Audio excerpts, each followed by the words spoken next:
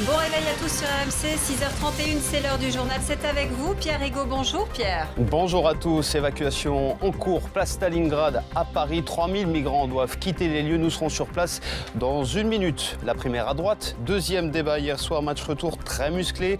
Nicolas Sarkozy a essuyé le plus de coups. Alain Juppé sort vainqueur. Le sport, on prendra des nouvelles de Mathieu Valbuena. Affaire de la sextape. Blessure à répétition, année difficile pour le Lyonnais. RMC, il est 6h32. François Hollande s'était engagé à ce qu'il n'y ait plus de campement de migrants, dont acte. Évacuation en cours en ce moment à Paris, place Stalingrad, 3000 migrants. Sur le départ, la police fait place nette. Marie Monnier, vous êtes sur place pour RMC. L'opération vient tout juste de commencer. Effectivement, là où je me trouve, devant les tentes et les couvertures de survie abandonnées, la situation est encore très floue pour l'instant. Les camions de CRS ont bouclé l'avenue de part et d'autre pour contenir les quelques 2000, 3000 migrants présents ici. Des hommes, des femmes, des familles aussi vont et viennent devant moi avec leurs sacs et leurs valises. D'autres préfèrent ne pas bouger, attendre, debout, emmitouflés dans leur couverture. Certains m'interpellent depuis tout à l'heure. Où doit-on aller? Que se passe-t-il? Et surtout, où ils nous emmènent? Alors, ce qu'on sait qu'il y a un premier bus qui a dû partir il y a quelques minutes maintenant. Tout va se faire bien sûr dans le calme pour l'instant, c'est ce qu'on espère en tout cas. Et puis progressivement, 80 bus ont été réquisitionnés au total pour cette opération de démantèlement. Marie Monnier en direct de la place Stalingrad à Paris pour RMC.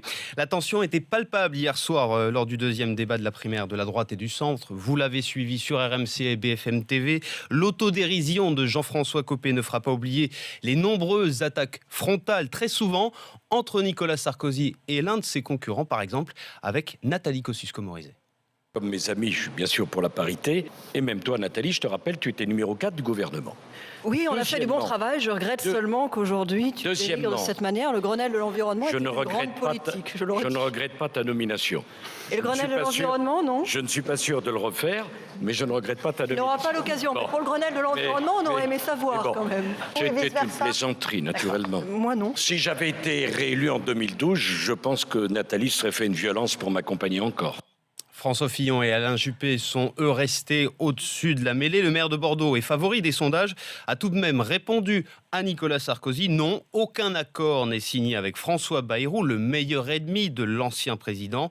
Le calme d'Alain Juppé, c'est justement ce qui a plu à ses soutiens hier soir. Reportage de Romain Poiseau dans un bar de Paris où ils étaient réunis. Soutien d'Alain Juppé depuis plus d'un an, Ocane est fier de l'attitude de son candidat pendant le débat. Alain Juppé reste le plus intelligent dans l'absence de règlement de compte. Un comportement qui détonne avec celui de Nicolas Sarkozy. Méprisant, hautain, condescendant. Mais ce qui exaspère encore plus Ocane, c'est le débat autour de l'alliance avec François Bayrou. À la limite, ça devient un peu fatigant cette polémique Sarkozy-Bayrou. À un moment donné, on aimerait passer à autre chose. Passer à l'étape suivante et déjà imaginer les scénarios possibles en cas de victoire d'Alain Juppé. Juppé président, NKM Premier ministre. Ils sont en tout cas cohérents. C'est pas le mariage de la carpe et du lapin et qui est vraiment un travail d'alliance entre eux et avec les centristes. C'est bon pour l'avenir. Ocane, confiant. Faisons-nous confiance. Bravo Juppé. Juppé gagnera la primaire pour lui, c'est une certitude. S'il n'est pas élu après ça, moi je ne comprends plus rien. Voilà, reportage de Romain Poiseau hier soir à Paris. Alain Juppé est en tout cas désigné vainqueur à l'issue du débat par les téléspectateurs devant Nicolas Sarkozy et François Fillon. Sondage Elab pour RMC, BFM TV. Les seuls partisans de droite, eux, estiment que Nicolas Sarkozy était le plus convaincant. Alors oui, le match retour a été plus musclé que le premier débat et Thierry Solers s'en félicite. Il est l'organisateur de cette primaire de la droite et du centre. Je suis très heureux, vous voyez, à chaque fois on nous annonce que la droite va se déchirer. Bien sûr qu'il y a des petites phrases, mais il y a du sourire et ça se passe dans la bonne humeur. Et croyez-moi, à la sortie, ils se parlent tous et au fond, ils ont tous la conviction qu'on est obligé de faire ces primaires et de la réussir. Une primaire réussie, c'est une primaire où il y a beaucoup de monde qui vient voter, où chacun sait qui est qui et où bien sûr le résultat n'est pas contesté à la fin. Il faut une organisation rigoureuse pour cela. 6h36 sur RMC, ce témoignage à présent. En 2009, Monique Lacroix a perdu sa petite fille de 6 ans. Elle s'appelait Camille, elle avait été admise à l'hôpital pour une banale opération. Elle est décédée 5 jours plus tard, au bout d'un long calvaire. Le procès du chirurgien et de l'anesthésiste s'ouvre aujourd'hui à Créteil. Monique, la mère de Camille, attend désormais des réponses. Je suis en colère et on attend ça depuis 7 ans et on est impatient, voilà. Que justice soit faite pour notre fille. Elle a été opérée le vendredi et le dimanche, Camille a commencé à faire de la température. Elle avait très mal. Ils ont mis des perfusions qui coulaient sur les draps. Elle a vomi aussi du noir. On me dit, vous lui avez donné du chocolat. Mais j'ai dit, mais non, je n'ai pas donné de chocolat, je vous assure. Et j'ai su par la suite que c'était du sang qu'elle vomissait, ma fille. Puis ma fille commençait à délirer et ils l'ont emmenée en réanimation. De toute façon, la réanimation, on nous a dit, on nous l'a emmenée trop tard. Personne ne voulait m'écouter. Personne ne m'a écouté. Personne. Témoignage au micro RMC de Claire Caglini. Le conducteur de la voiture qui a gravement blessé une policière hier en Seine-et-Marne sera présenté à la justice ce matin. Il n'a même pas 18 ans. Hier, il a tenté de prendre la fuite lors d'un contrôle à Saint-Pierre-les-Némours. Il a percuté la policière.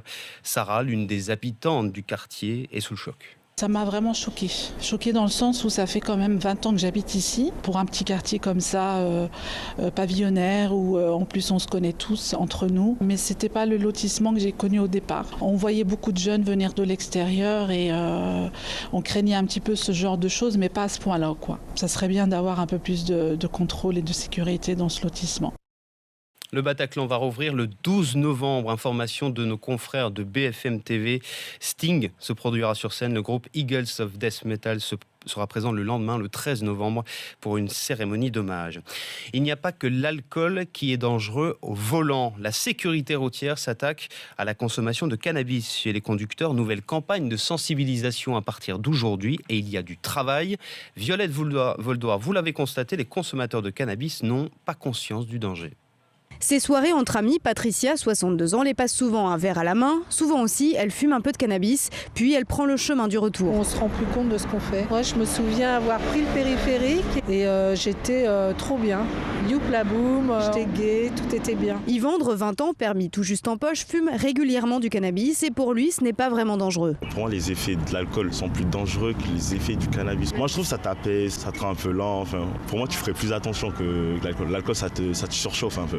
Pourtant, conduire sous l'emprise du cannabis multiplie par 2 le risque de causer un accident grave. Jean-Pascal Assailly est psychologue et spécialiste des conduites à risque sous stupéfiants. Ce que le cannabis altère le plus, c'est les aspects les plus automatisés de la conduite automobile. Notre distance par rapport au trottoir, nos distances de sécurité, et on n'en est pas conscient parce que le cannabis est un sédatif qu'on ne contrôle pas. L'an dernier, près d'un quart des personnes tuées sur les routes françaises l'ont été par un chauffard contrôlé positif aux produits stupéfiants.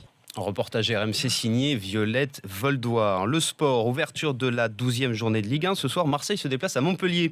Coup d'envoi à 20h45. Lyon jouera demain à domicile face à Bastia, mais certainement sans Mathieu Valbuena. Vous le savez, il est blessé à l'épaule. Année 2016 décidément compliquée pour le milieu de terrain, déjà plombé par l'affaire de la sextape.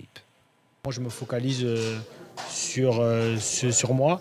L'année 2016 est un peu pourrie pour moi, mais ça arrive dans une carrière de footballeur. C'est ça que les gens ne comprennent pas. Mais voilà, il ne faut pas s'attarder sur ça. Moi, je vais continuer à travailler, à bosser pour aider l'équipe. Et après, les gens ils peuvent dire ce qu'ils veulent. Ce n'est pas ça qui va me toucher, vraiment. Mathieu Valbuena au micro RMC de Édouard G. 6h40 sur RMC. Les courses, Mathieu, c'est à Vincennes ce soir. Exactement. Et Sébastien Darras conseille le 15